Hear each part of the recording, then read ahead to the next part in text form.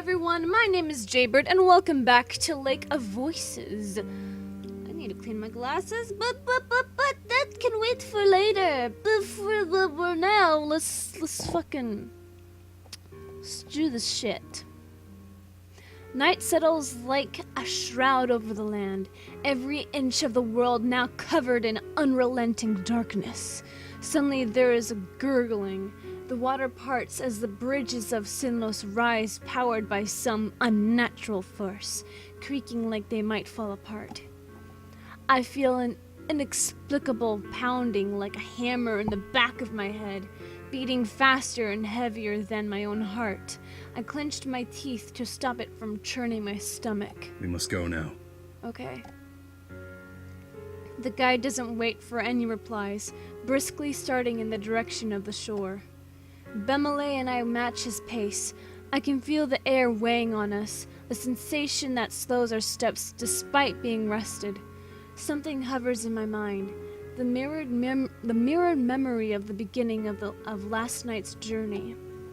One day ago feels like a lifetime past. The thick, inky water sloshes reluctantly off of the boards, bleeding back into the lake until finally it stills. A shudder crawls over my body as I place my foot on the boards, but I quickly shake it off. I have no other option. We have to go through this again. All tense as day-old corpses, we walk over the bridges in silence. The only sound that accompanies us in this is the thick lapping of the water at the bridge. Why is everything thick? Bemele stays close by my side with a sour expression on his face. He evidently has little interest in masking his disgust. He murmurs something beneath his breath, but it's inaudible. I decide not to ask about it. It wasn't meant for me to hear. It feels as though barely any time has passed when it is explained that half the night has crept by. We encountered a few sunken bridges which forced us to reroute, while other paths were rotten enough to make us stagger our steps. However, the biggest threat of all is eerily absent, the prowlers. I haven't seen more than shadowy glimpses of them down other paths, and even those may have simply been tricks of the fog. I feel I may be even more on edge tonight than the last. Judging by Bemele's tenseness, he isn't set at ease by their lack of presence either. Why? Why not? I whisper the question softly. That wasn't really whispering. Almost silently as I scan left and right across the impossibly empty bridges for any sign of movement. I ponder whether they're still weary from the consuming blaze that lit up the night yesterday, or if they're less dragging themselves across the bridges than usual because many have already gotten what they wanted. My skin crawls with the touch of icy fingers at the thought, and I can't control the sharp shiver that fucking travels down my fucking spine. Bemele catches my concern, and he brings himself closer to my ear. This isn't right. It shouldn't be nearly this easy to cross. Not after what we went through the other night. Yeah. Could they be planning something? Maybe. Bemele lightly shakes his head. He speaks with suspicion in his voice as he peers at the guide ahead. I don't know. They're planning a surprise party, guys! They got a cake for everybody. They made a cake out of the, what? I forgot her name. Oh, Margaret. I forgot her name. I fucking forgot her name. Oh my god. As time passes by, we continue to see nothing but more bridges and fog. Beside me, Bemele is becoming more and more agitated the longer we go without disruption. I can read Bemele well enough to know that his anger is still directed at the guide rather than the bridges themselves. It was my hope that he would be able to contain his feelings toward our lead until we had put this maze behind us. that is becoming unlikely. I resolve to step in before you grows too heated, and there is yet another hazardous argument. Your concentration is clouded, Bemele. What is troubling you? Surely you're already aware. It's him. Bemele grows hatefully at the glowers. I don't fucking know anymore. Bemele glowers hatefully at the guide. I purse my lips for a moment before continuing, resigned. I do know that. However, you need to stop allowing that to consume you, or else you could get hurt. Or even... Bemele releases an exasperated sigh while crossly folding his arms. That isn't possible. I can't stop myself from thinking about it. Everything makes so much sense now. What? What do you mean by that? Yeah, what do you mean by that, Bemele? Recall yesterday. I asked him why he would lead others at all if he was heartlessly going to leave them behind. What if this is the reason? What? Before, we could scarcely escape these monsters, and now I can't even hear a whisper of one. What if they're already satisfied with what they've taken? Probably. My eyes widen and I stifle a gasp. The situation at hand giving both of us a reason to think on that possibility is absolutely unsettling, but its conclusion is even worse still. The notion of the guide allowing others to die unnecessarily on purpose to make it less dangerous for the remaining few, that is not something I was prepared for. Even back when we started, the first time we met the guide, he mentioned that at least one of us would die before the journey was finished. Didn't that exchange seem strange to you? He said it as though it was a price to pay for coming with him. The guide is free to do as he pleases. He can and will threaten to leave the entire group behind at so much as a hint of resistance. Nothing is stopping him. He knew this was going to happen. He had to know. I take a few moments to breathe. Despite the danger, I only barely resist shutting my eyes against the world. We need to make it to the other side. We must keep moving forward and survive. The guide is our only way across. My usual reply to Bemele's worries does not make an impression. His eyes are not swayed. He continues to stare into me. I'm saying he cannot be trusted with our lives at this very moment. I need an answer to that, Kika. What do you really think? I'm gonna save right here because I know I'm gonna have to say something. Fuck. Say nothing. We can discuss this. We can discuss at the end. We can discuss at the end. Coming to any decision on the matter is impossible right now. There's too much danger and too many unknowns to account for to reach any sort of conclusion. I have no choice but to shut the conversation down. I can only hope Bemele will take it seriously. When everything is through, then we may talk about it. End of discussion. Bemele doesn't battle me further on the issue. His face no longer retains any anger, only sorrow. He returns his gaze straight ahead. Our progress continues steadily, and we still encounter no significant difficulties. How much longer until we reach the other side? We've traveled quite a ways. Bemele's quiet-breaking question doesn't sound particularly enthused. It should only be another couple of hours. Oh, fun. Huh. Bemele is unconvinced. It is not only I who notices. The guide suddenly stops. Eerily, he turns his head to the side and looks back at us. Is there a problem with that? Is there? We've progressed through the bridges at a much quicker clip this time. Bemele's question was not idle curiosity. He was confirming that fact for himself. I should have known. The guide looks to be slightly irritated over the attitude Bemele has taken. If you have something to say, you should say it. Unless you're afraid that I'm going to leave you behind. His statement lands heavily on us. Did he listen to our conversation? Probably. There were no sounds to cover our voices. However, I had assumed we were far enough away from the guide to keep our words to ourselves. He stares with such an icy expression I nearly freeze in place. Bemele, on the other hand, heats up and grows more hostile. He leaves my side to rush into the guide's flickering light. Don't. This is going much too far. I urge him to come back. He ignores me and takes a stand facing the guide. Am I right? Are you going to leave us behind after what I've done? The guide isn't bothered at all by Bemele entering his space. He gives a level answer. No. Well, that's grand. Why are you being so sarcastic? In that case, I'd like to know if I'm on the right track about something else. Are the monsters missing because they've already eaten? Or is there some other reason why they've all mysteriously vanished? The guide pauses for a moment. His eyes close and he becomes completely still. It's possible. Bemele glares at the guide over the admittance.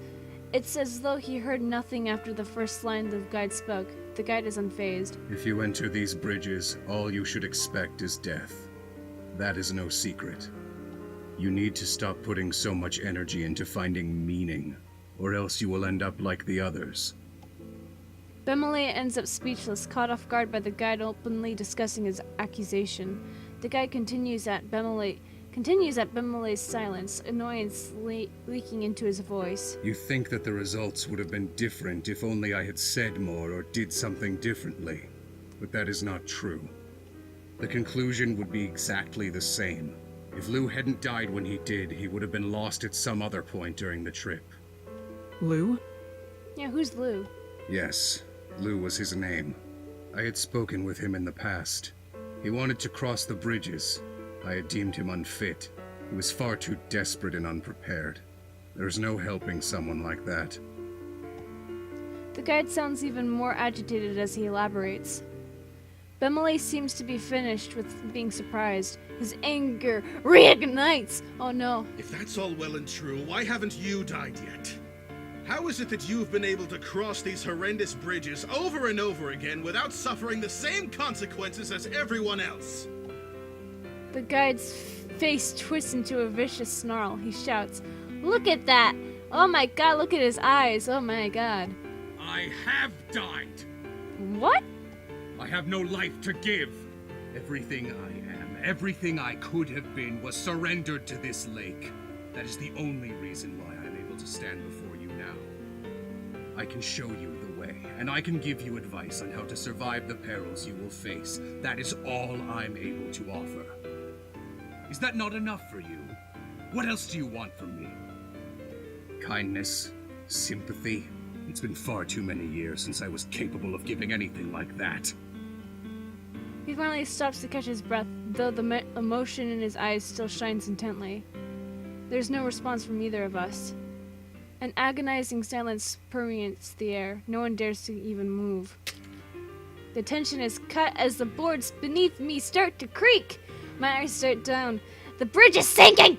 Oh god! Rapidly! Instinctively, I jump backwards, but the new section of the bridge groans horribly as it too starts to tilt into the water. They keep getting farther and farther away with each disappearing platform I move off of. Kika! I look up at Bemele's call. My chest tightens when I see him and the guide on what has become the other side of a small chasm. I leap back just in time as the bridge under me snaps like a twig. Glancing over again, they keep getting farther and farther away with each disappearing platform I move off of. No. Oh no. A return. I know. I don't want to die. I'm gonna be fine. We're gonna be fine, okay? I say it so we won't die. Dread creeps up my neck and I nearly lose my footing once I realize what's happening. Desperately stumbling backwards, I finally manage to regain my balance. I use this to leap far enough back that the bridge I land on doesn't immediately start to fall apart under my weight. In another three swift steps, I am finally on sturdy wood. The bridges reluctantly stop shifting and settle. The only trace left of what was once a huge section of bridge is a few splintered boards floating in the murky water. The lake consumed it. Somehow I am not surprised. Regaining my bearings, I face what has become of my circumstances. I am now separated from Bemele and the guide by a far wider gorge than anyone could leap. My throat goes bone dry as I teeter at the end of the bridge, mind wildly scrambling for a solution that doesn't come. I lock onto Bemele's face. He's completely aghast, darting from one side of the bridge to the other like a panicked animal. There's no mistaking that he's desperate to help me in some way. However, there's also no mistaking that there aren't any options available to him. He turns to the guide with pleading eyes, all his earlier hostility sunken with the bridges. I'm too far off to grasp what Bemele is asking, but I get the impression he is seeing if there's another way. The guide turns to me. He's completely cooled down from the earlier interaction, back to his same placid expression. He focuses back on Bemele, who has now gripped him by the cloak. The guide says one word. Judging from the look of pure terror on Bemele's face, I can only assume it was no. There's no way back to them. The guide frees himself from Bemele's grasp and continues speaking. Bemele still seems horribly shaken at his words. I can barely see from here, but I think he's quivering. As I watch the two discuss my fate, unable to say anything, fear starts to crawl over me. My arms run cold, to freezing. It's not long before the rest of my body follows. I notice Bemele cover his face with his still shuddering hand. The guide's voice echoes loudly across the water separating me from them. Go back and take the next bridge you come across that goes west. There may be enough time for you to find your own way. Go back and take the next bridge. I blink, taken aback for a moment, before I quickly regain my composure. That's right, this isn't over. I still have my lantern with me. The prowlers are less active, and if the guide says that it's possible, it could be true. I nod sullenly at his words and yell back. I'll meet you there! Don't wait for me! He bows his head and starts to slowly back away from the edge. Bemele pulls his head from his hand to look at me. Even across the water, I can tell that he's crying. I detest the idea of having to part ways with Bemele. However, I know that there's no other way.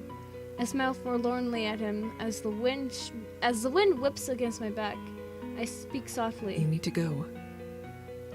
There's no way he could have heard me, yet I'm confident that the sentiment got across. I spin on my heels and run back the way we came, searching for the bridge the guide said to take. I can only hope that we all safely reunite before this night ends. I spare a brief glance behind me. However, there's not a trace of them or even the dead end I was stranded at. With a painful contracting of my heart, I realize that I am truly alone now. Quickly, I shake off the thought and refocus my attention on what's in front of me. The first branching of the path comes into reach. I skid into a full stop in front of it. The path west is as dark and desolate as every bridge. It's impossible to see what's down the twisting way. The previous conversation comes floating back to me. Now that I am here, I must face that concern. Is the guide reliable? Can he be trusted? I had to leave so they could go on without being weighed down, so that I don't regret. However, I can't help but wonder if the guide couldn't give me a proper suggestion because of the sinking bridges. A mistake could have been made. It is also possible he knowingly gave false hope to keep the situation calm, or perhaps he intentionally set me to the wrong path because it would be easier for them if I did not make it. I look between the pathways. Based on my direction, it does seem as though other options could potentially connect me to them before the west does.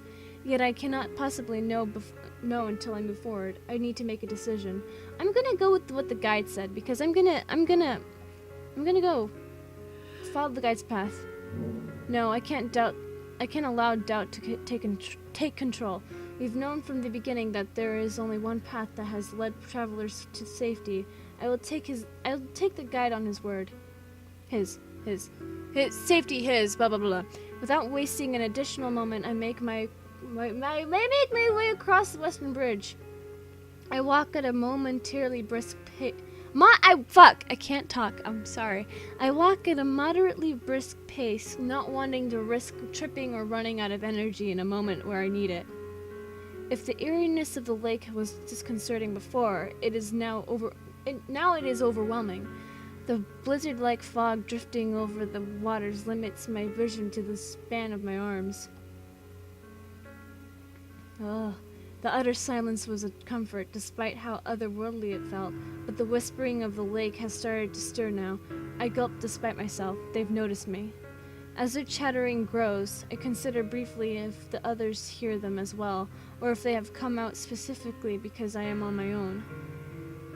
I straighten my back and walk more surely. I cannot let them believe I am an easy target. I even considered keeping my sword in hand, but it doesn't seem entirely likely that they would realize it is something that could hurt them. To keep my mind from wandering into dark places, I count my steps like we used to in training. 1, 2, 3, 4. Despite my best efforts, things are starting to get to me. My worries wash over me, causing painful twinges underneath my clothes that make me jerk and twitch like a fly-bitten horse. The whispering in human voices, the feeling of vulnerability, the horrible thought of being hopelessly lost all melted together is consuming me. My pace breaks from the steady rhythm of my counting set. It quickens more as I start to succumb to fear. My brisk steps turn into long, frantic strides. Something in me whispers, "Faster, go faster, don't let them catch you," and I listen. I break into a run, moving on landmines. Flashes of fear explode in my mind and drive my feet harder, faster, stronger along the path. Until suddenly my sense of reason returns and I stop dead. My chest rises and falls with deep, heavy breaths as I try to calm myself down. The monsters erupt into an inharmonious chorus of what sounds to be wicked laughs. I fight the urge to shout back at the creatures. This feels like a nightmare I will never wake up from. I take another breath and resume my measured progress. Even after the first crossroad, I continue with the guide's simple direction, keeping west at every chance I get. I have no other hints for this labyrinth. It's difficult to tell how much time has passed.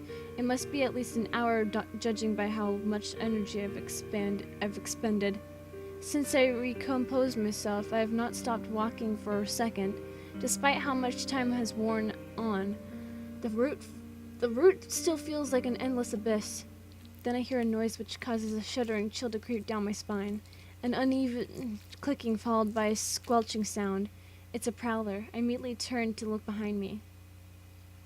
There's nothing. I breathe out, relieved. My ears search for the source of the noise, but with all the babble the Nixie are making, the direction is clouded. I shut my ears. That's it. The noise is drifting slowly from one of the connecting paths up ahead. I can faintly tell the noise is drawing nearer. The prowler has not arrived yet, but soon its path will intersect with my own. I will not wait for it to reveal itself, leaving me two options. I can run past the bridge connection to get ahead of it, or I turn back and find a new path to take. I don't know what else to do. Turn back, go past it. I have faith that following the same path I've been is for the best. I steel myself and build up speed. I get closer and closer to the branch with the lurking threat, and pick up my pace so I'm sprinting. I hear a gurgling hiss as I pass through the crossroad. It must have been close enough to be pained by the light. I barely made it. However, I didn't hear any splash. It is still nearby. I look behind me to see if it at least decided to come no further. Horrified, I realize that it's pointedly following me. It is no longer mindlessly dragging itself through blackness. I have become its target. Its limbs bend wildly and unnaturally. It looks as though it's only barely keeping itself upright as its torso wobbles on its hips. That isn't stopping it from giving chase. I focus my view back ahead and continue to run. My breathing rapidly becomes ragged. I can still hear the squishing footsteps of the prowler behind me as it lunges its body forward in that unnatural gait. Without warning, the bridge lurches to one side.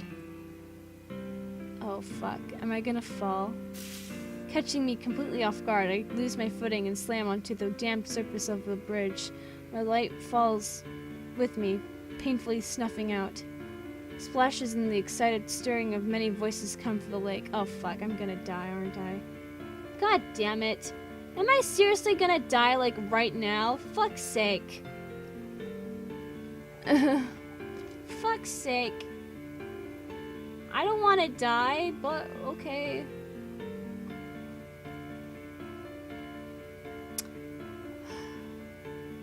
the last time we'll be seeing ourselves alive, I suppose.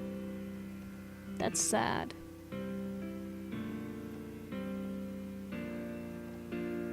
Fuck. How? Why? Is it rotting? Or did they push the support beams? I'm left with no time to ponder the mystery as the monster draws near. I scramble back onto my feet as it closes in. Grabbing my dark lantern, I resume running to put some space between us again. I open the latch on the lantern and pull out a match. I'll have to slow down, at least briefly, to properly light the flame without it blowing out. With death still on my heels, I must not let one precious moment be wasted. Set on my plan, and with everything in hand, I begin to decrease my pace. Light the lantern. Moving as fast as I am capable, I place a lit match inside the lantern and the oil catches fire. As the flame grows, I can hear the awful footsteps behind me begin to peter out. I steal a glance behind me. It has truly stopped. The return of light seems to catch it off guard, and thankfully it declines, coming faster. Coming closer! Run. After a moment's reprieve to breathe, I rush forward once more. Fighting isn't an option, and I need to get away from that monster. I am not able to run fast enough, however. I let out a scream as the prowler latches onto my body from behind. I'm thrown to the ground again. The shock is great, and the lantern slips from my hand, skidding across the bridge out of my reach. Because it came in contact with the light, the prowler drops itself back into the depths without attacking again. There's no time to feel relieved, and the arms of other Nixie emerge from the water and reach up the side of the bridge, scraping the boards as they try to get me. I try to climb up onto my feet, but one of the creatures takes hold of me before I can properly stand. I'm dragged back down to the ground, my jaw smacking hard against the bridge as the Nix blindly pulls me towards the edge. Other slimy, clawed hands grab onto me as I jam my nails hard into a crevice in the bridge. I kick frantically at their silhouettes, but they keep pulling me closer to the edge. I curl my fingers around the uneven wood tighter. Despite all my effort, there is no support. My bloody, splintered fingers come loose. Water engulfs my vision, heavy and cold, so thick I can't even hear my own thrashing. I tried to grab my sword, try to fight back, but I can't even get it out of the hilt. The resistance against me is all-encompassing. Something grabs my arm, and then my wrist, and then my waist. I get pulled from side to side or further down, first one way and then another.